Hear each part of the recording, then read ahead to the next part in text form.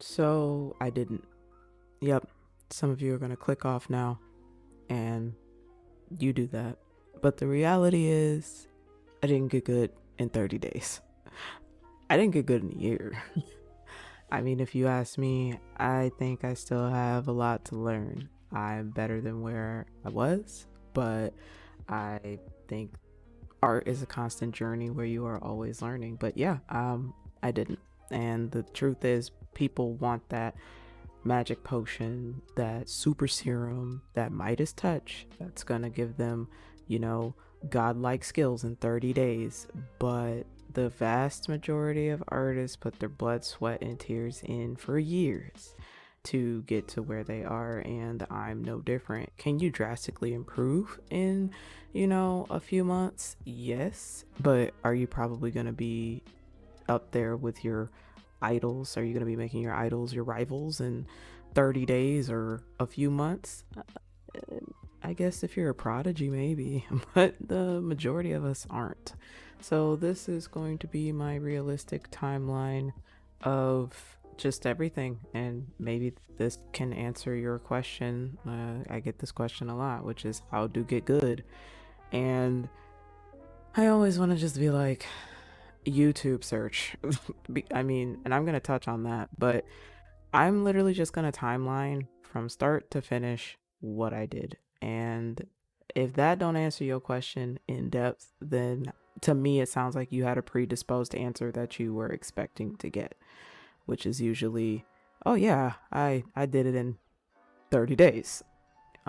So that being said, again, I'm not the best artist. I don't claim to be, but I am better than where I started. And I do make more off of my art than I did when I started. So, with that information, do with that info what you will. And remember that you should take everything with a grain of salt.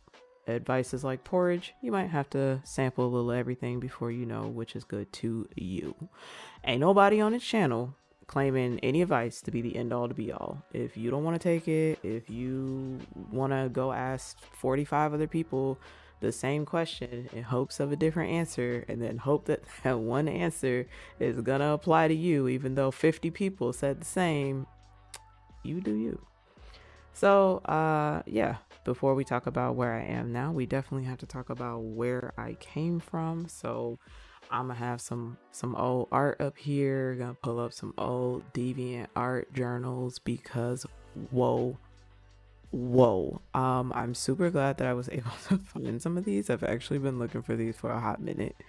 And if you know me, you're going to fully understand that these are definitely telling of being some old journals. So first of all, uh here's some art that I very first did ever. Yeah. Yeah. um I don't know what's going on with these legs. I don't there's I mean, listen, you just look at it, it speaks for itself. It might not be speaking full coherent sentences, but it's speaking for itself. So so November 8th, 2011, I posted this journal. Here's my commission info and my prices. And also, please listen, times was different. I was young. So the way I wrote and the way I spoke, very different. So prices: pencil work sketch $5, inked $7, traditional color NA and will remain as such. Shaded $9, my digital work sketch $5, lines $10, monochrome shading $12, a sloppy doodle for $10, flat color for $14, cell shading for $17, and a full color for $22. I also accepted Gaia Gold and items, as well as for Cadia related things. Shout out to my gray muzzles out there.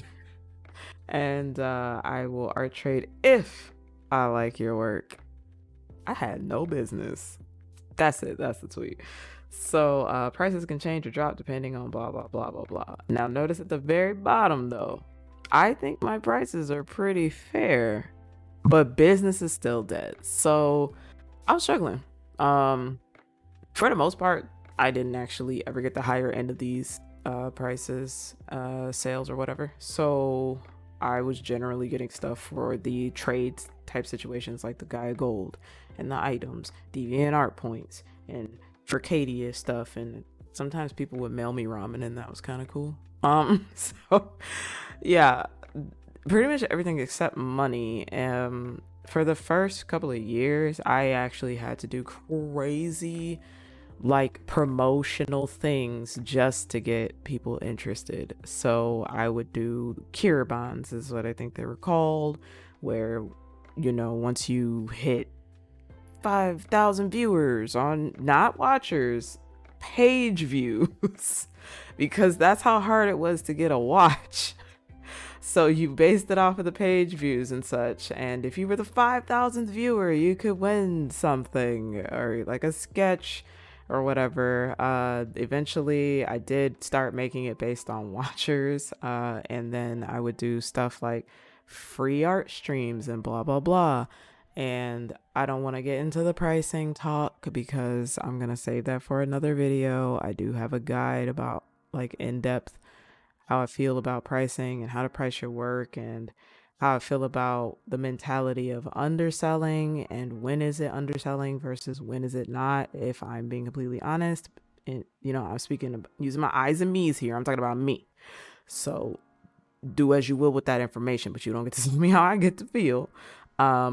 Based on my art and what it looked like at the time, I think I priced it as it should have been, and also based on what I was seeing from the people around me. I had even made a journal at another time, literally pointing that out, that I was like, based on what my art looks like versus what somebody else's art who is considered like a peer of mine and what they're charging for, I feel like I either need to get gooder with it or I need to drop my prices.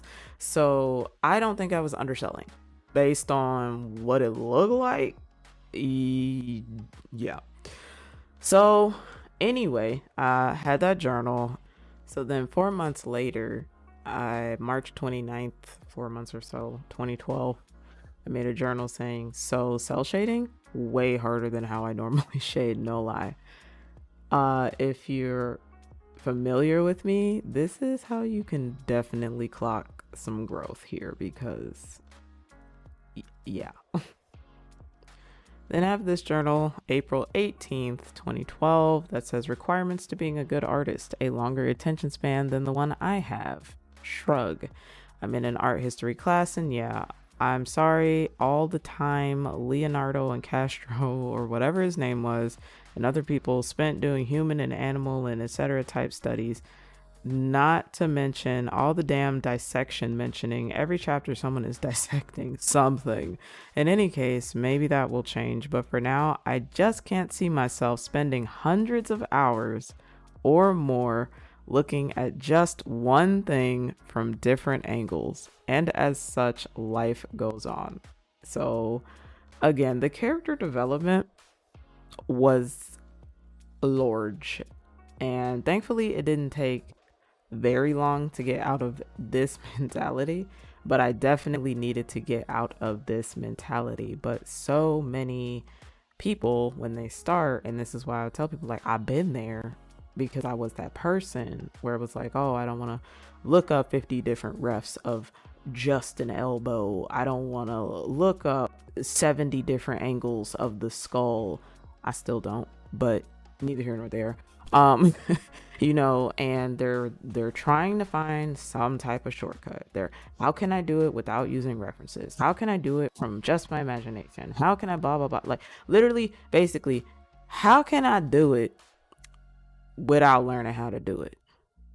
Anyway, don't get me started on people refusing to use references or wanting to find every angle to not use one, because I'll be here all day. So next up, we've got a journal where it says, Paint tool sigh, why you know be simple and good like Photoshop. Flips table. Meanwhile, it's 2024 and I do 99.97% of all of my work in Paint tool sigh. So May 18th, 2012, 3 times in 1 week. Denied art in exchange for game items people said they were accepting art for because apparently I'm not good enough. I've yet to decide if I'm fed up or more determined. Right now, I'm fed up. Will I at least finish the art I started before? Yes. Then I'll decide if I need another long break or who knows what. So, stating another, yes. Throughout my journey, I debated quitting multiple times, and I think it was 4 or 5 times before I was like, okay, I'm just gonna do this. Okay, and then we have May 27th, 2012. Being good at dancing is so much easier than art. It takes me 5 seconds to learn a new dance move and be good at it. It didn't, by the way. Anyway. Takes me eons to get better at art. Mind you, I had only started digital art last year in October. So it had been barely 12 months. Again, people, I was that person, will expect to be a god in 6 months, 12 months. So June 19th was when the brain cells started vibrating. So June 19th, 2012, titled Make a Wish. I said, so I was thinking, amazing, right? About how I look at other artists' art and I'm like, my shit is shit compared to that. But then I realized something, finally, something more than just they started somewhere too. Yeah, that's not entirely comforting all the time because, well, that's a rant for another sleepless night. I realized everything I've achieved so far has started off with wishing I could do something that someone else does. I wish I could do digital art. Check. I wish I could soft cell shade. Check. I wish my lines looked better. Check. I wish I could use paint tool side. Check. I wish I could draw from references better. Check. I wish I could realistically shade. Check. I wish I could get a lineless look. Check. I wish I could draw hands better. I checked that, but me now is looking at me then like where anyway. So I said, so maybe if I wish a little harder, I'll get better faster. Who knows? So make a realistic wish / goal, see where it takes you. So that said, though, this is where shit started to click. It was much more than just making a wish. This was Princess Tiana. This was, you gotta do more than just wish you could get better at art or wish blah blah blah. All of what was happening here was also me helping it the fuck along. Like I was doing what I needed to do, and wish a little harder was actually work a little harder. And I come to that epiphany a little bit later, actually.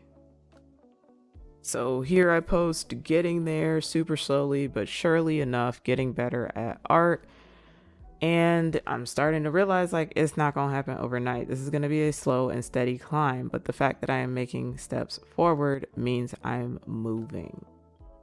Fun little tidbit, July 17th, 2012 was when I finally settled on my quote unquote brand name. I chose Vexstacy to be across the board, and that was also like my first little like, yeah, no, I'm doing this all in. So this one's a big read. I'm not going to read the whole thing. You can pause the video and read it if you want. So October 9th, 2012, and it's titled, It's Been a Year, 365 Days Artiversary. Wow, when you really think about it, it seems like such a short time, 300 days and then some. Today is the very first day I picked up a tablet pen when I switched from fashion design major to illustration and finally started to take my art, quote unquote, seriously.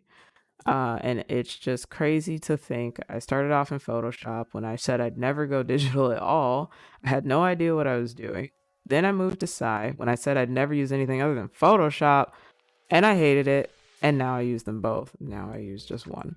And scrolling through this, here's the bigger thing.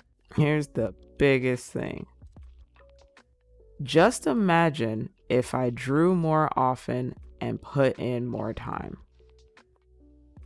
And that was the situation. It was like, if I can do this with this much time, imagine what I can do with way more. So this is what my art looked like, you know, at the beginning of that year, and then this is what my art like. Here's like just a little before and after. So like some like at least 5 or 6 months apart. So at this point, it's when I really started being like, okay, I gotta sit down. I need to start looking up tutorials, buying art books. Please don't ask me like what art book should I buy. Google that. You're gonna find like 500 articles, and then you'll find the books relevant to you, because I don't know what you want to draw. Like, I personally hate that question because it's a very Googleable question. Like, when I was like, oh man, I want to get down to business, I literally typed up art tutorial books, furries, and then how to draw furries popped up. Figure out what it is you want to draw and then learn to use your search bar. Like, sorry if that's like a little aggressive, but at the same time, most of my audience is grown, and I don't understand why I have to explain to grown people how to use Google. So figure that part out. And then I just started YouTube searching a lot more. I started joining streams a lot more. At this point in time, I had put out 143 deviations. So over the course of 365 days, I had put out 143 drawings. I probably drew even a little bit more in between that. And then I was like, okay, but what if I did a drawing like basically every day? Or what if I upped that number to 150 next year, or 200 next year? What'll it look like? Obviously, it's not just the amount you draw, it's also the quality of the education that you're giving yourself. And that's why I'm emphasizing as well, like the YouTube videos, the books, joining live streams, watching the process in slow motion instead of a super sped up 6x speed paint. But I'm not just watching just for the sake of watching. I'm watching because I want to learn. Or I'm not just watching while doing something else in the background. Like, I'm actually intently focused on what they are doing and trying to understand what they're doing that I'm not doing that I could be doing. So that's really when it started. Live stream watching was really one of the biggest impactors for me. And I'd also like to take this time to just say, at no point, because I don't understand this one, at no point did I go into somebody's stream and be like, can you personally, for $0.00 teach me how to do this thing one-on-one? I do find that is exceptionally prevalent within the art community, and especially within, you know, beginners. I get it. You want that time. You clearly value that time, or you wouldn't be requesting it. So just remember, it's kind of hypocritical to be a person that says teachers deserve to be paid. You know, we should value their time, but then you'll ask somebody to teach you for $0.00. That could effectively eat an hour to 2 hours of a person's day. Now, if they have that time, great, wonderful, but it should not be expected, and you should not call out an artist because they wouldn't sit down with you personally to teach you for free. It's 2024 now, especially. That is super unacceptable when things like Skillshare exist, Domestika, QBrush, all of these excellent resources are out there. I know Patreon, you can get one-on-one for like $50 or $100 at the highest tier and stuff like that. So you have options. But if you can't afford those options, cool. Neither could I. It's 2024. If I was able to find useful resources back in 2011, imagine all the resources available to you now. And no, I'm not talking about the AI littered bullshit. Yes, you will have to hunt around it. I get that. But it's still out there.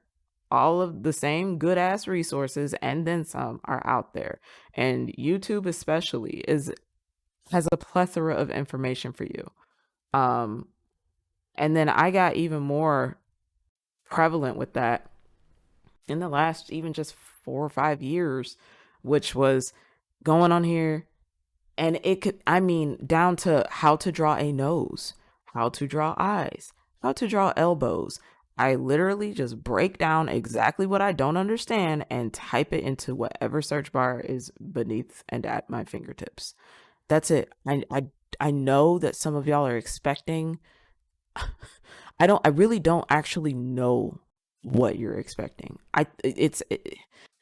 Like you want a book that's probably 50 pages long that gives you a step-by-step breakdown that is nothing but an upward climb of skill. You want zero dips in your skill increase. You want to know exactly what you want, like a very tailored, like a workout plan for your art to get art gains in 30 days.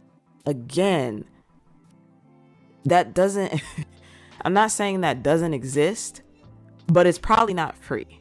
And if you're doing it without that is actually a really good comparison as far as I'm concerned. Yes, you can start training on your own, just like you can start going to the gym on your own. But if you want someone's, time and knowledge, and so that you don't have to trial and error and sift and blah blah blah, and you can, when you feel like something isn't working and you feel like something isn't going as right as it could be, you can soundboard off of that person.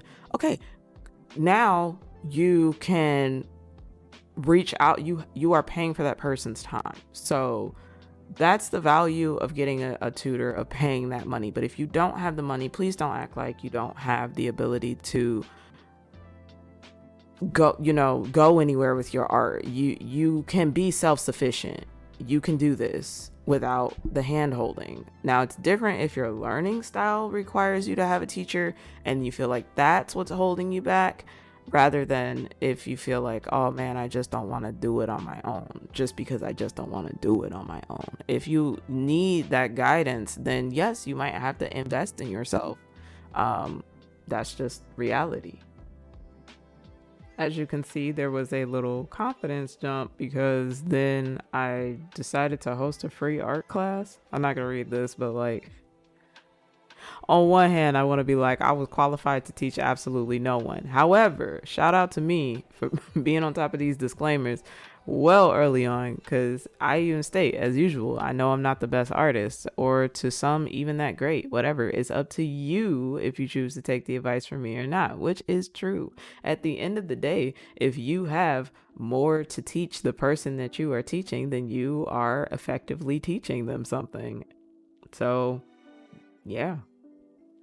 But even having had an epiphany, I did start to struggle, and I deleted the journal before this one, but this was the journal I posted literally the day after, which is basically me talking about like how I forgot that I could fight hard for myself and I didn't want to quit art, and I'm stronger than my desire to give up. Like, my desire to continue is stronger than my desire to give up. Not to mention, I just love drawing. When I would quit art and I'd say like, I'm never going to draw again, that never ended up being the case, which is another thing that I feel like people fail to understand. Is a lot of artists love drawing, and I know to some people listening to this, they're like, wouldn't that be a given? Weirdly, no. There are people that literally seem to loathe and hate drawing, and I don't mean in the like haha lol I can hate drawing type way, but I mean in the like genuinely, if you told them that they could draw without ever having to lift a hand to do it, they'd be happier type way. In which case, then what the fuck is the point? For me, I am more likely to have to be aggressively kept from drawing than I am to have to be aggressively made to draw. You don't have to force me to draw. You don't have to twist my arm for me to draw. I genuinely love drawing. I have drawn so much that I ended up in a wrist brace. I'm not encouraging anyone to do this. I'm explaining what happened to me. Anyway, I drew so much that I needed a wrist brace, and after one day of having it on, mind you, it was recommended that I stay in it for 8 to 14 days without drawing. After one day, I had to do anything to keep me from drawing because I wanted to draw so bad. So I don't have advice for people who don't have whatever you want to call that passion, that burning desire, that love for art. I don't know what to tell you other than why not do something you actually enjoy then? Anyway, we are almost at the end of this video. So 2015, I celebrate hitting 10,000 watchers on Fur Affinity. So it took me, 4 years to get to 10,000 watchers, which was good pacing at the time, because I was looking around and seeing what the general timeline was for people to hit 10,000 watchers. And there were definitely those that did not hit 10,000 watchers within 4 years. So that was good for me. And that also gives you, again, some perspective of what it's like in reality for so many people. It can take longer for people to improve because maybe they have other responsibilities that they have to take care of and they don't have time to dedicate to drawing or what have you, or they don't want to give up the time. Because if I'm being honest, I gave up a lot to get good and get better. I don't want to say get, like, whatever.